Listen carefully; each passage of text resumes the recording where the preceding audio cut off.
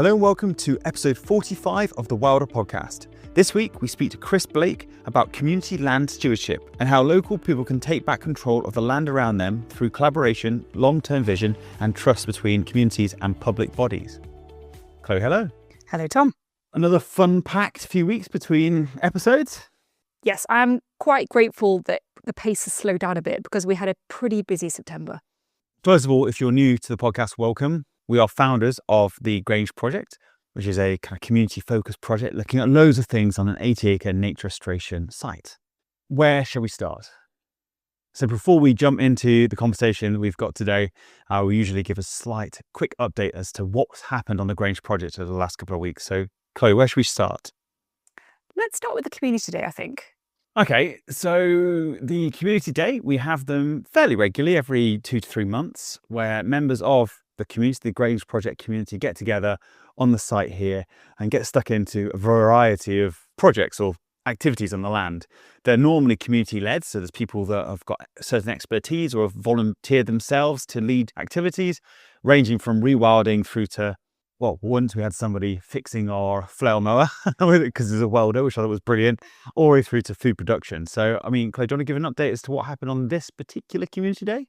Yeah, this is the first time we had a September community day, and the time of year meant that it was quite focused on the harvest, which this year has been particularly abundant due to the dry conditions. Like, I read somewhere that it's been the largest apple harvest in 125 years. And I was out in our orchard this afternoon, and I tell you, despite the hours of efforts put in by all of our community members and subsequent volunteers we've had on the project, there are still thousands and thousands of apples hanging on the tree, just taunting me up there.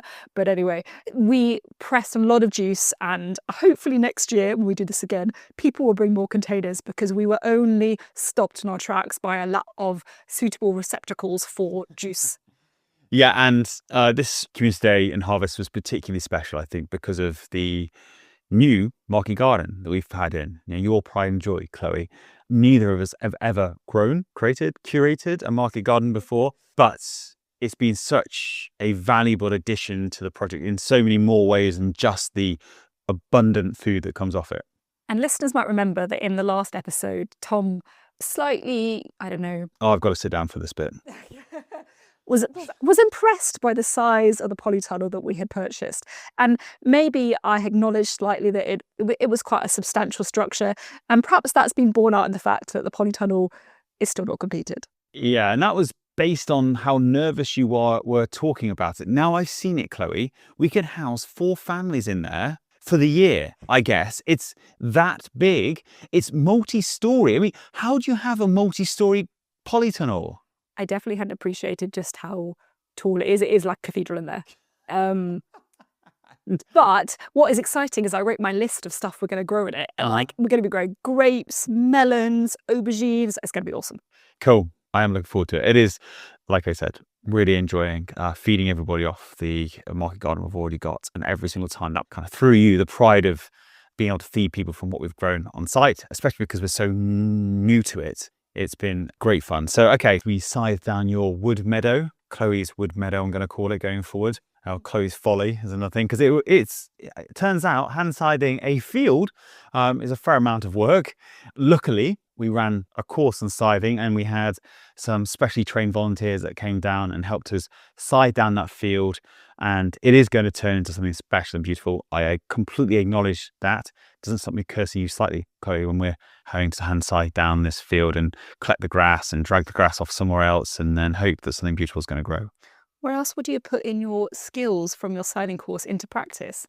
This is it. And that's another thing to mention before we go into interview, because we're pretty much getting towards the end of the top now. But we've had 2 courses now around since the last episode. We had our scything course, which was fantastic, way better than I thought it was going to be. I thought it was going to be quite dry and, I don't know, not very engaging, but it was the opposite. What an amazing instructor. Nicole was just brimming with knowledge and enthusiasm for scything, and that was so infectious. Everyone came, had a great time, all been fed off the market garden as well.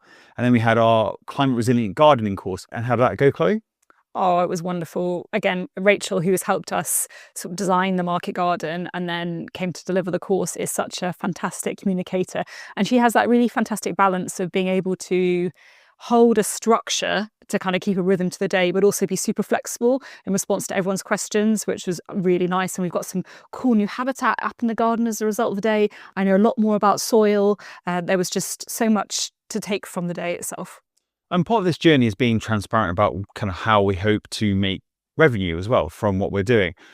We had this aspiration and belief that running courses like the scything and like the climate resilient gardening would be one of the ways in which we would generate revenue from the project. But we want to make sure all instructors get paid a fair price, and also keeping the price per person at an appropriate level for the activity that we're doing.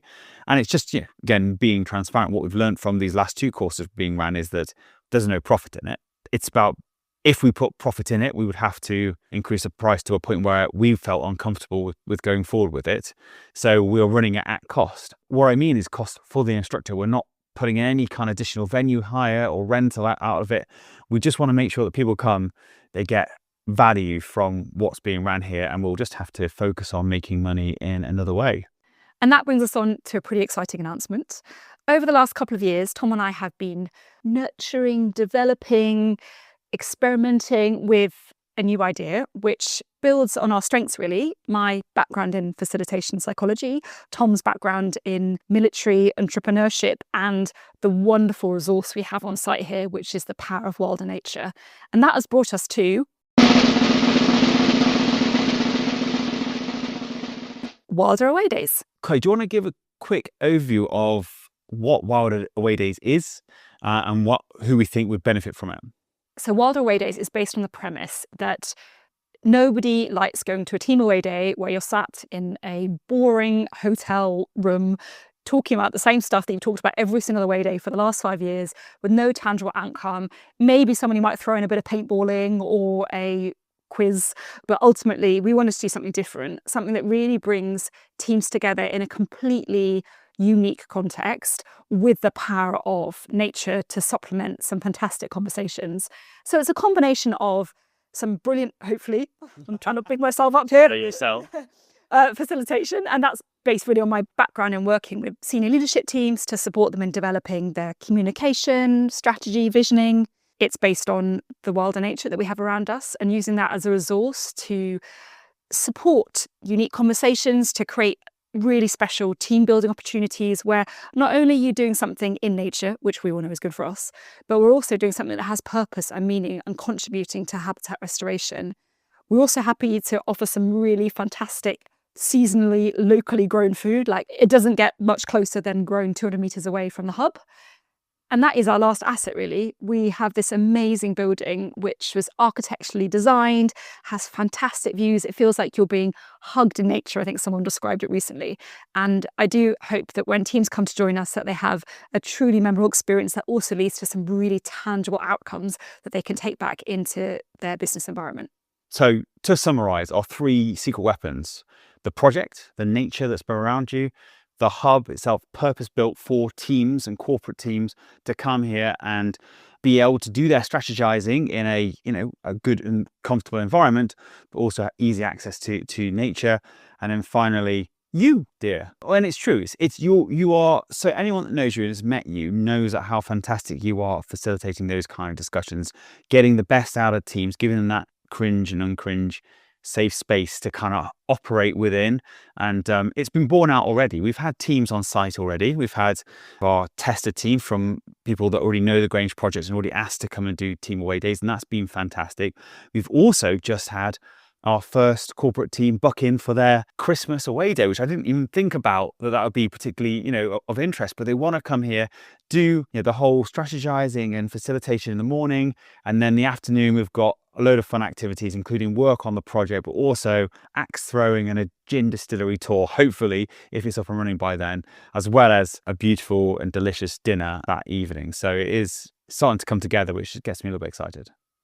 If you're a listener and you're thinking, oh, well, maybe you're part of a corporate team and you're thinking this could be a cool location to have an away day, or indeed you might have a network which includes people that might be looking for away days, we'd really appreciate any sharing of what we're up to, because ultimately all of the profits from this enterprise goes back into the Wilder Connections charity, which is focused on creating a movement for nature connection in young people. And hopefully all those that know the podcast will know how close that is to both of our hearts. And, this is a way to make it financially sustainable. It's wilderawaydays.co.uk. The link will be in the show notes. Chloe, would you like to introduce the topic and the guest for today? Oh, I'd love to.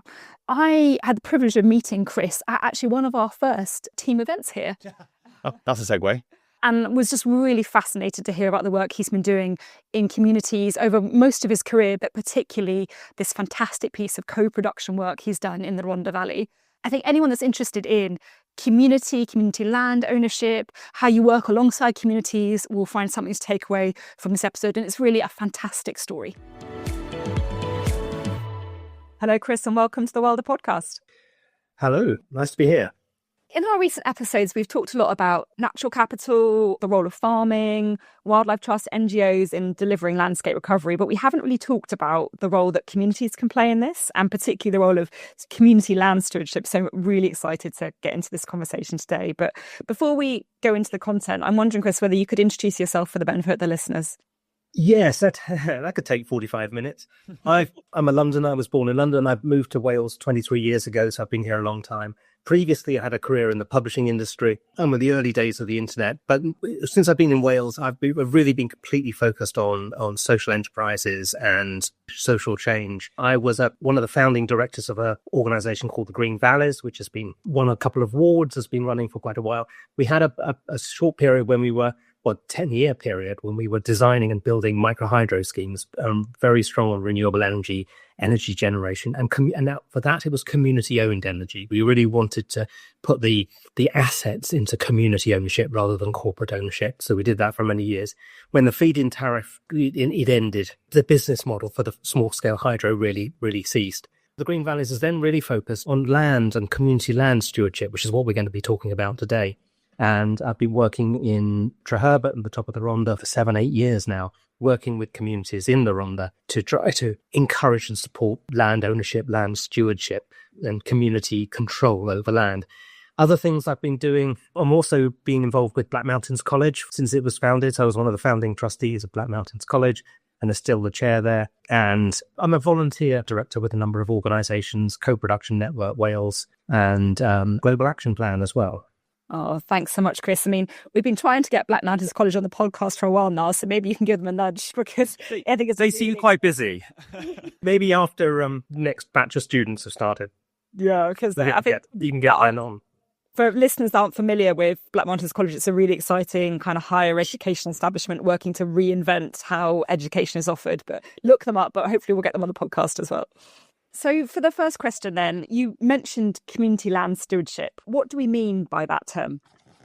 Community land stewardship, I guess it does what it says on the tin. I mean, it's the community, the people who live in a place having direct control over how that land is managed. It's as simple as that. And what I would say is that we don't have that. In general, we don't have that. People who live in a place do not have any direct control over how that land is managed. And any control they do have is incredibly indirect. So maybe you can, by making purchasing choices about where you buy your food, you might have a very small influence.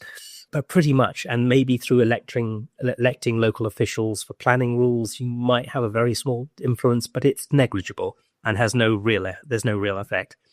I would contend that local people not having control over how land is managed has contributed to some of the ecological, climate and environmental catastrophes that we're facing at the moment.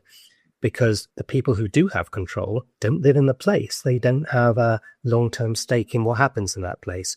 And trying to reverse that seems like a very good news. And it really kicked off for me. Well, there were two things. The first thing was I've been to Scotland many times and I happened on holiday to visit Noidart on the 10th anniversary of their community buyout. And I was really struck by what was happening in the west coast of Scotland, where on the 10th anniversary, they owned the land. Because they owned the land, they can control exactly what happens on that land. They had their own forestry business, community-owned forestry business that employed about 6 people. They had their own hydroelectric scheme that powered the community. They ran their own shop. They ran their own holiday accommodation business. The rural depopulation is a big problem in Scotland. The number of people choosing to live there was really increasing. So through what had been previously a tenant relationship with a feudal landlord, by converting it to community ownership, wasn't just changing the community, it was changing the way the land was managed. It was changing the values which guided how the land was managed. And I thought that was really inspiring. And years later, this was back in 2010, years later, I'm working in the Rhondda, working with the communities in the valleys. And we were trying to get enough control over the land to put in a small-scale microhydro scheme on Natural Resources managed land, Natural Resources Wales managed land, Welsh government-owned, NRW managed.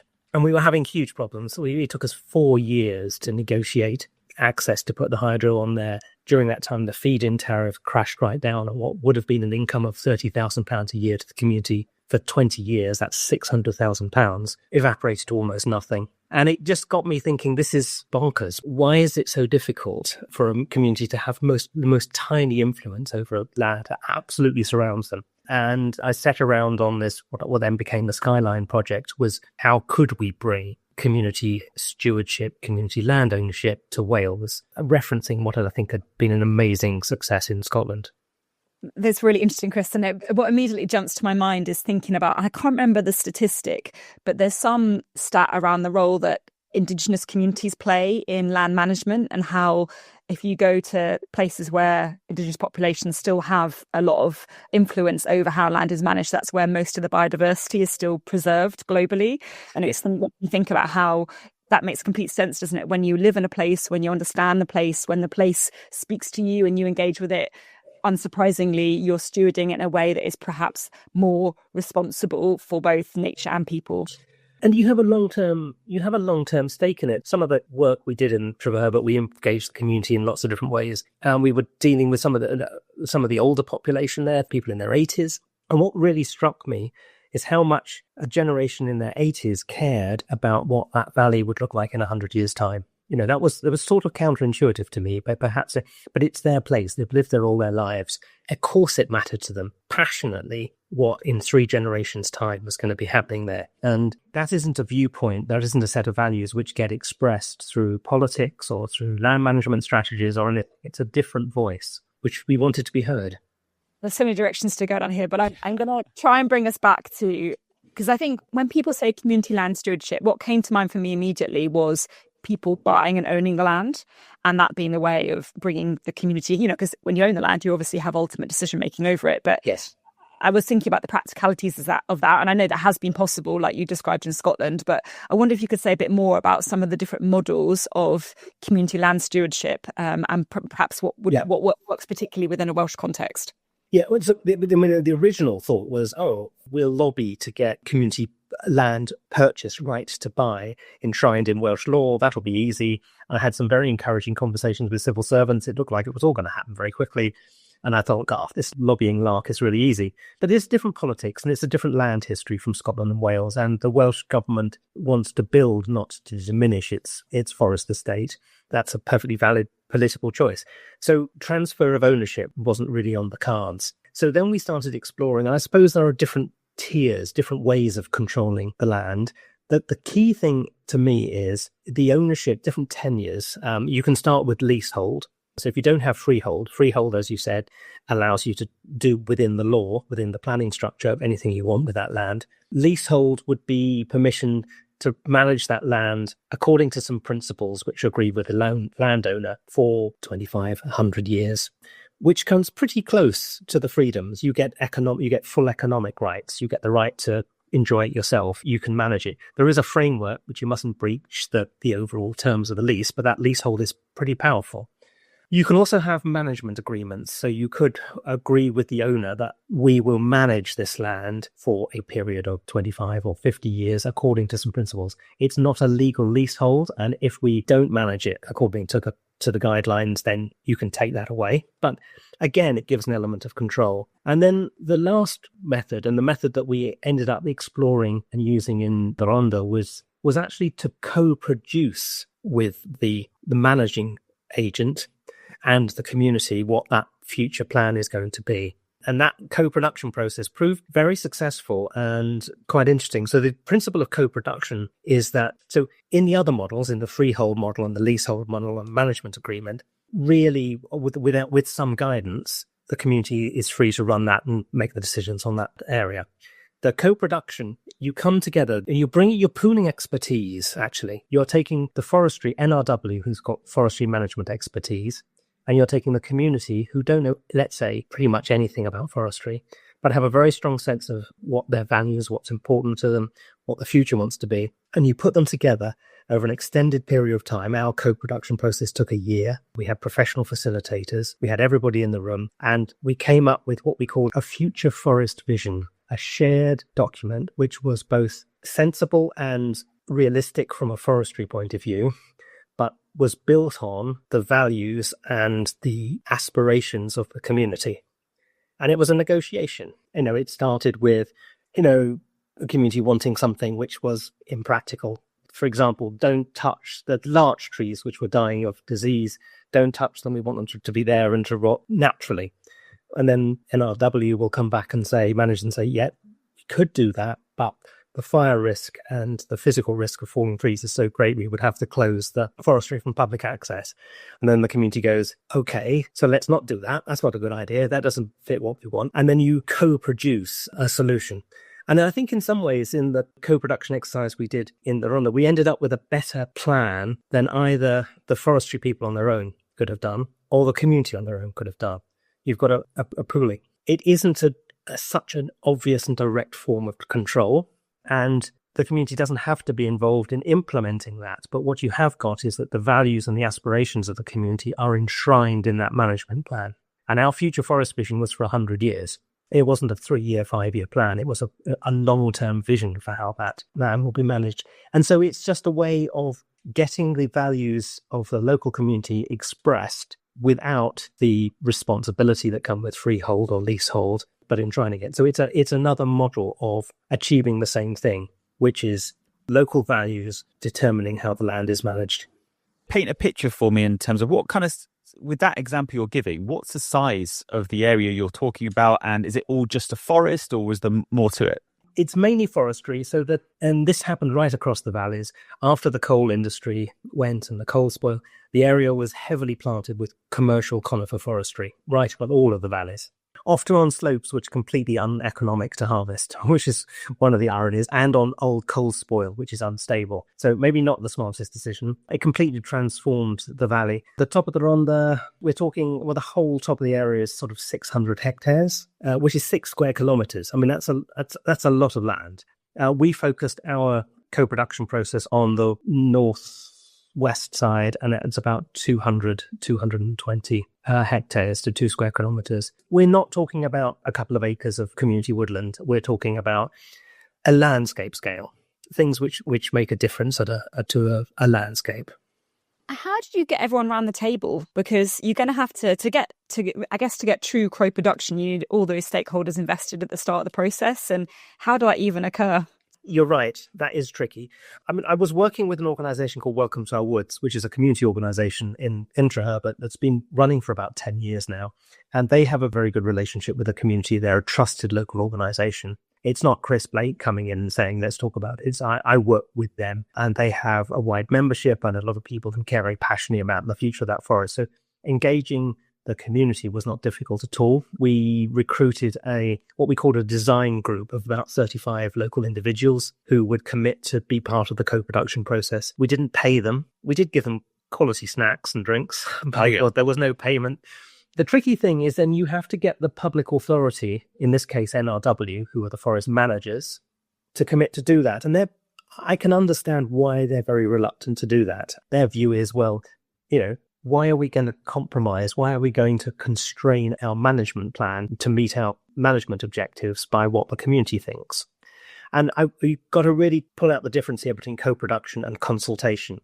In consultation, even quite elaborate forms of consultation, the plan is developed by the agency and then presented to the community for comment, and it may or may not get changed as a consequence of that comment. Very often doesn't get changed. Co-production is you start with a blank sheet of paper and you literally co-produce that plan. Now, that is a ceding of power from the agency to community.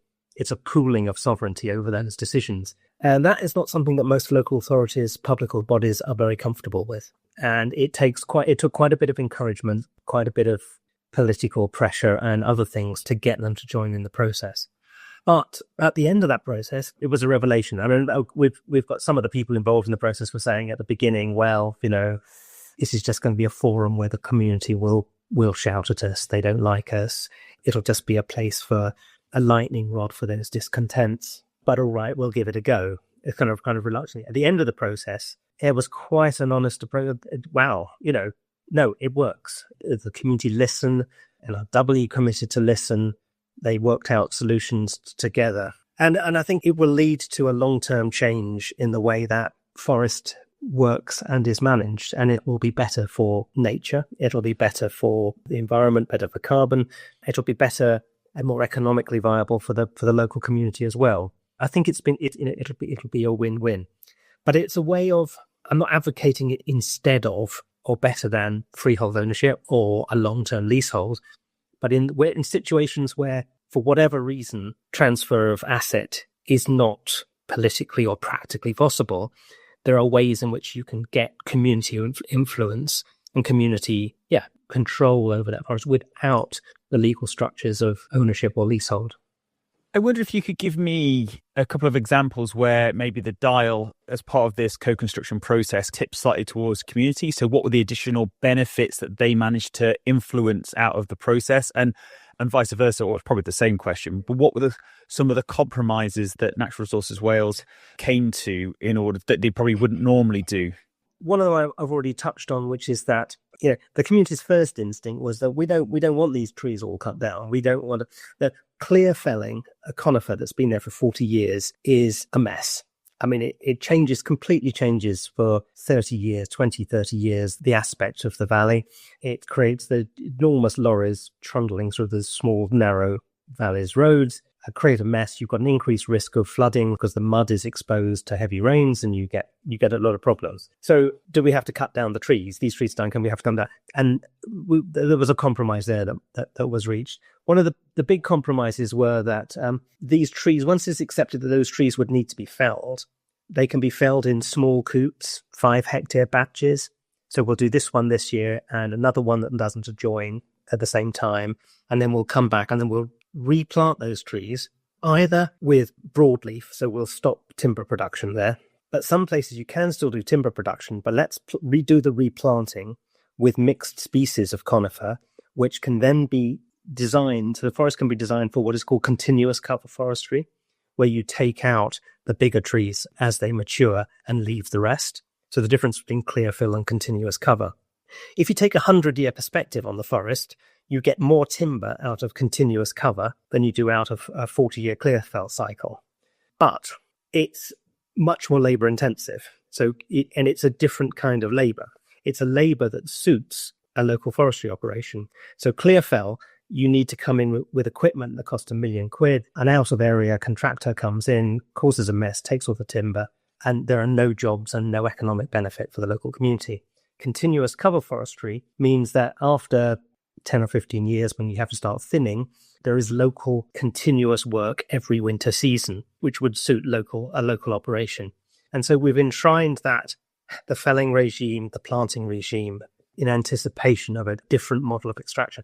One that won't be there for 20, 30 years. So it's very long-term thinking, but it's a different way of thinking, which we wouldn't, maybe NRW would have come up with that themselves. I don't think so. And it's not saying we don't want any more conifer production in this valley, but we have the conifer production we will have in the future will be better for the visual environment, will be better for soil erosion and flood prevention, and will have a much better impact on economy and jobs. No, I really do love that. And I thank you for that answer, because that really has kind of solidified that journey and the thought process in my mind a lot more. And obviously that I can see the clear value on all levels, but I'm thinking if there's a community who has a stakeholder like Natural Resources Wales in their local area, what were the things that you'd say to that community to get Natural Resources Wales to the table? What's the value add to them, or the thing that they'd prick their ears up and go, oh, yeah, no, okay, now I'm interested. Let's sit down and have a chat. Yeah, there's a fundamental question here, which I did some research that's through Bangor University last year before, which gets to the heart of this, which is I looked at both in forestry land in Scotland and Natural Resources Wales, and I looked at what their stated goals are, what their aims are, what their values are, what they're trying to achieve with their land management. And those come from governments. They come from the Scottish government, they come from the Welsh government, some that comes from Westminster. And they have, there's nothing wrong. They're aiming at biodiversity improvements. Yes, they want to grow commercial timber, and we need commercial timber. You've got to remember the UK is the second largest importer of timber in the world after China. So it's not like we can just stop timber production because we'll just be outsourcing it to somewhere else. So timber is important production. But biodiversity, community usage, they've got all these great goals for their forestry. But these are also organisations which have been cut, and number of staff has been reduced quite dramatically in some cases. And they're not able to, they don't have the resources or the management attention or the culture of risk-taking to transform some of these forests. This was what came out from the research. Where you get a community involved, and I looked at 4 case studies, 2 in Scotland, 2 in Wales, where you get a community involved, the community bring a number of assets which public body can't do, which actually get things done which are in line with government policy. So by Welcome to Our Woods being involved in Jeherbert, they're able to bring an entrepreneurial energy, a local passion for a local place. They're able to bring independent grant funding, which government bodies can't get, so from the Lottery and from other trusts and foundations. They're able to mobilise volunteers. They just get things done. And so co-production, sharing tenure, enables those woods to be managed in a way that to achieve outcomes, public goods, of better carbon capture, better, and which are not incompatible with what the public sector wants, but it's just delivering it. So actually, it's win-win. The community get local jobs, volunteering, sense of control, sense of ownership, improved sense of place. The public body gets some of the unlocks resources and delivers changes in forest and land outcome, which they can't deliver. It's not that they don't want to deliver it, they just haven't got the resources or the power to do it. And so I would say it's a win-win. It doesn't happen very much because there is still a culture within a lot of public bodies of holding control and not having the confidence to release control. And it is interesting in Scotland because the legislation supports and encourages land ownership. And I think there are something like over 3% of Scotland is in community ownership. I think it's something like 2/3 of the Outer Hebrides are community owned. There are 300 individual projects. In Scotland, the Forestry Land Scotland, the Scottish government, has said, get on with it. We trust you. We're going to give you freehold tenure. We're going to give you the cash to buy the freehold and manage it how you want to. And that's an element of trust, which has been more difficult to achieve in Wales, I would say. And one of the things the co-production process did was a process which built trust, which built mutual trust. It broke down a barrier. It got NRW to realise that the community were thoughtful, not cavalier, had the best interests of the forest at heart, and gave the community time to learn that NRW were not just rapacious profit maximisers. And I know I promised I would stop asking questions, but my last reflection is that this co-production process, what I particularly like, is one of my biggest criticisms of landowners when they say they're going to do the right thing or manage things in line with nature, whatever it might be. The hardest thing is that how do you hold landowners accountable to ensure that they're doing the thing that they should be doing? What I love about this co-production is you've got a community that's invested in the process who, will hold natural resources wells accountable for sticking to what they agreed. Yes, that's right. There isn't a legal agreement. At the end of the scope production process, there isn't a legal agreement. There's an understanding. There's a document that says these are the principles which other future forest resource plans, and at the moment, the forest resource plan, which is the plan which NRW creates about how they're going to manage the forest, it's an NRW project. They do it and they implement it. So that's that. Yeah, that change of control is still there. But the forest resource plan has to be grounded, has to be built on that foundation of that future forest vision. So that's the control. There is a form of control here, is that what's very important to NRW is that their timber gets FSC certification. And FSC certification, if you have worked with a community to come up with your plans, you can't change them. You can't ignore them. You breach your FSC certification rules if you've done a fantastic, consultation or engagement exercise, and then you think, stop it, we'll do something else. So there is a form of control, but it's a relationship based on trust. There's nothing legally that a community could do if NRW said, new manager comes in, tears it up and says, right, my rules now. That can happen. but the political, the sense of it doesn't happen because you've built up some trust in the relationship. So maybe it's one of the things that we've been doing over the 20th and 21st centuries is that we've been outsourcing decision and management decisions to organizations, and they've become distant and they've become far, and they're not under any form of direct local democratic or political control. Big public institutions are some of them. Sometimes those are private corporations that we've done, and control has been leaching away from place into bureaucracies, private and public bureaucracies. And that, I think, has contributed to much of the damage that we see. I'm going to resist the temptation to step down into the whole thing around citizens' engagement and participatory democracy and citizen assemblies, because I feel like that's a whole other podcast we could. It isn't a podcast, but it does link here, and you can argue. So the co-production process modelled on a model called the Citizens Panel. So it was we were using deliberative democracy models in our consultation process. Because it's a form of giving voice. And one of my criticisms of citizens' assemblies, they're great for creating citizen-led, wish lists. We want this, we want that. But if you haven't got the public agencies who can deliver those changes in the room, all you've got is a wish list, which you can hand to them and they go, oh, thanks very much. So co-production, you can do the same models, but you need the executive agency that can make the change has to be part of the process. And that's one of the things we learned. So the very first, the Skyline process has been going on for the very first time we did our community consultation without NRW or the local authority in the room. And it was great, and everyone was really passionate and very excited. And this is what we want. And it'll be great. And we had a whole long list of things. And we gave it to the bodies and thanks very much. We'll consider these. And you don't have power. So there's a very big difference. And when that didn't work, we then engaged on the co-production process where we said, go, do this together. You've got the power, we've got the passion and the vision and a sense of place. And that we work on this together.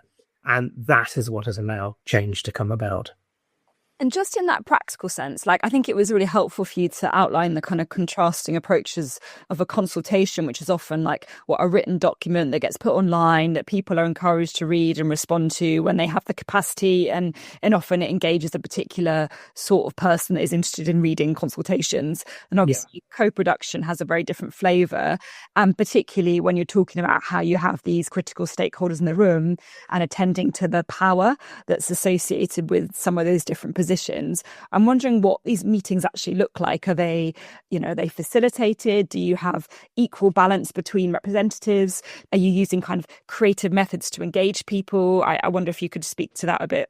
No, absolutely. So we used a lot of creative methods in engaging people throughout the process. I mean, we recruited artists to work with communities. We make things. We made the things together.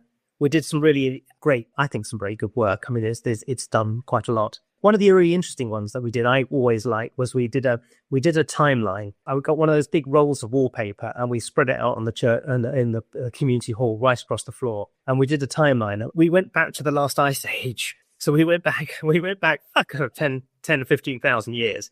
And it was a really interesting process because all of a sudden industrialization, coal mining, doesn't define the past and define the present. There's a small interlude in a period in which humans' relationship with that landscape has been very different. And it suddenly gave a wider perspective. It was quite an interesting process, and it changed it. Oh, right. So that only lasted 150 years, and we've got 10,000 years, and humans have been working this and managing that landscape. And actually, the call to reinstate what we've lost in an industrial sense then diminishes. And it's easier to reimagine a future which is different from your immediate past. And it's just one example of the kind of artistic thing.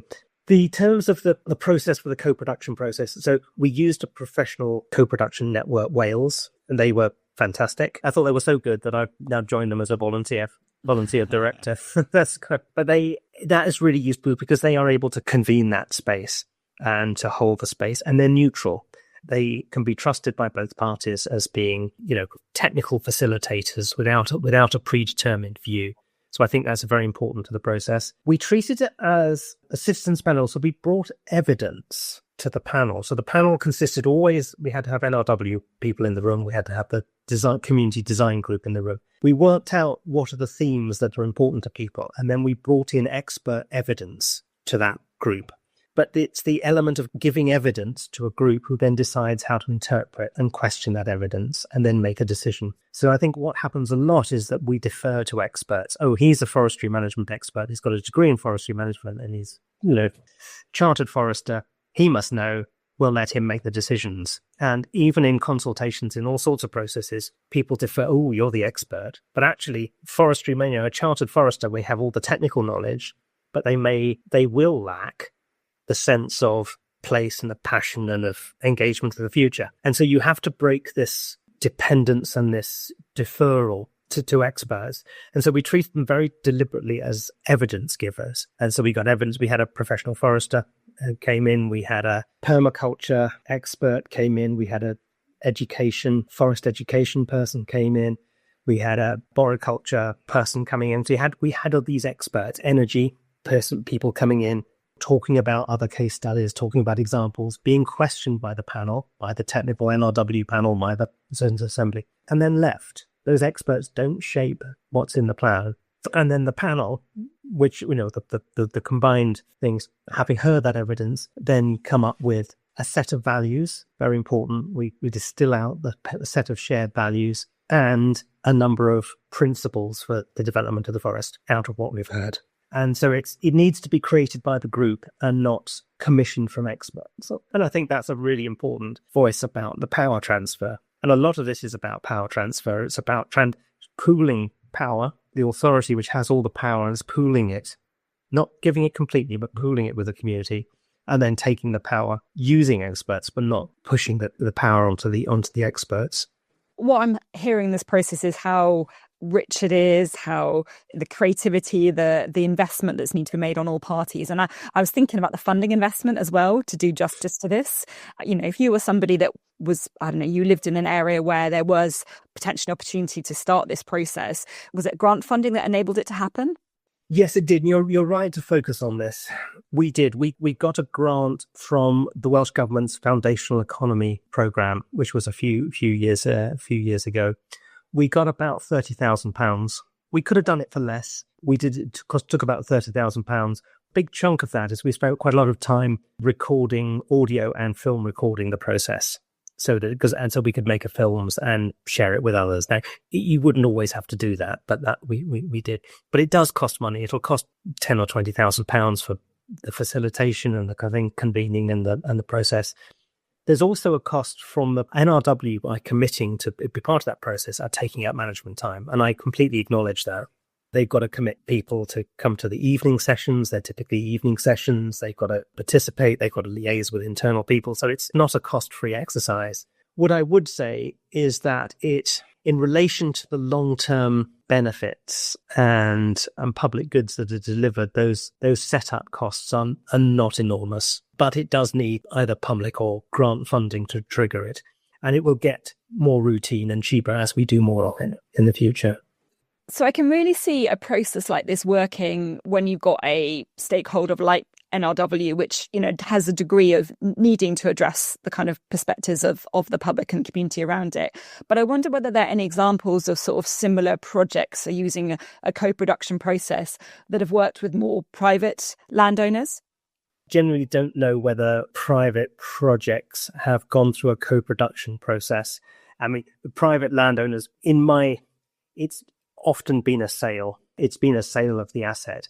And sometimes their communities should,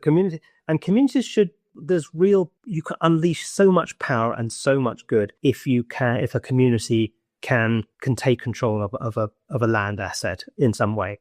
And they can do that through asset transfer, through buying it, raising the funds, and doing local share issues, applying for grants, if it's available, getting some government grants to do it. And whether it's a local authority or a private owner, just go for it. Ask the question. And there are a lot of well-meaning private landowners out there who would be absolutely delighted to work with communities to achieve that. You can raise the cash and do the freehold acquisition, and there are rules and support and legislation and guidance which encourages that use. If people won't sell, then a leasehold. a long leasehold, which may not require the same capital asset, but if it's for long enough, can achieve pretty much the same goals that you want to, or enter into a co-production agreement where you work out together how this asset will be managed to meet the values of that local community. All of those are open, and I would really encourage communities to start that conversation. Look around at what's happening.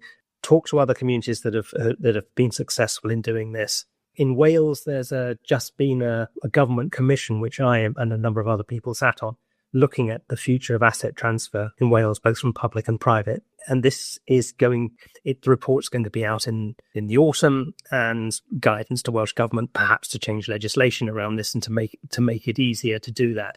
So I think governments in all of the home nations are listening to this. It's an agenda which I think they realise that the government agencies, I'm talking about the government, the public land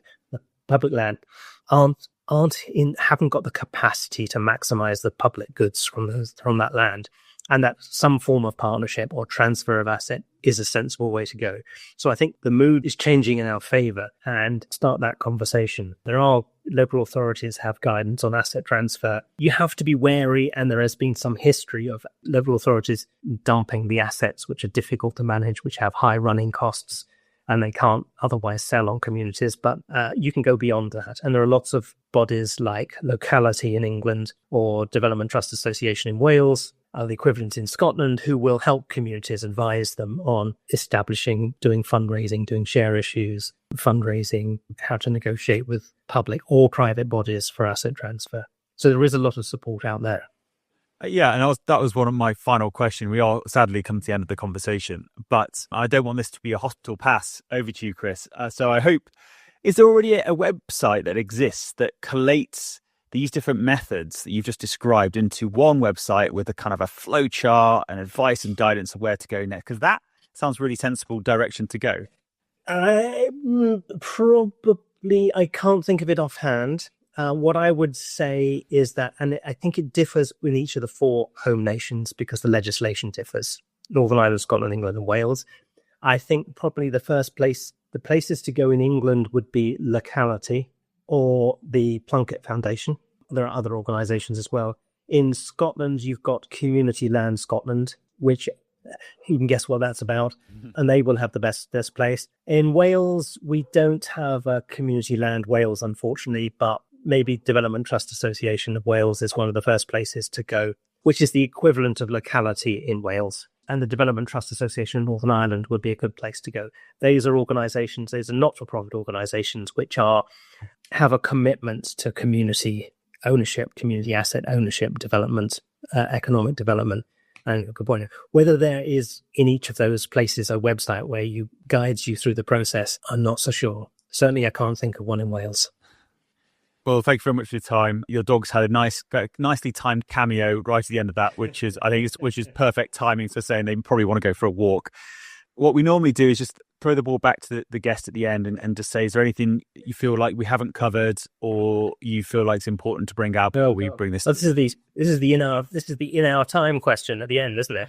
No, I suppose I would re-emphasize that actually this really matters, that a lot of the land, and I'm focusing on land as an asset here, the management of land has led to biodiversity, climate, contributed to climate and other crises, and social, rural depopulation, all sorts of things have led to these problems, and that addressing that at scale is a really important issue. Now, one small community project doesn't sound that very big, but if we can get enough of those, you will actually change. We need to change the values. So every landscape is an expression of values. How the hill, the Black Mountains hill that I look out to up here, it looks the way it does because some values about what's important are being expressed. And the question I've got is, whose are those values? And I think it's been for food production, it's been food retailers, food manufacturers, retailers, shareholders. And those shareholders could well be for, Monsanto. They could be in a different continent. And the maximization of their profits and the getting a regular form of profit dictates are the dominant values that control how this landscape is managed. And community ownership, community control over land is a way of reversing that. And it's really important because what we've done over the last 50, 60 years has been catastrophic and we've got to reverse it. Well, I think that's a pretty powerful note to end on there, Chris. So thank you so much for your time and your wisdom. And we look forward to kind of seeing developments in the Rhondda of these fantastic approaches. Thanks very much. I think the first thing that stood out for me from this conversation is I'd always intuitively thought about the benefits of co-production for the community. Like that kind of seemed obvious. Let's take some power back and let's make sure community voices are heard. But what really struck me from Chris's conversation was around what the communities can bring to the table in terms of the ability to access grant funding, the volunteer time, and actually how it's a win-win for both sides. Yeah.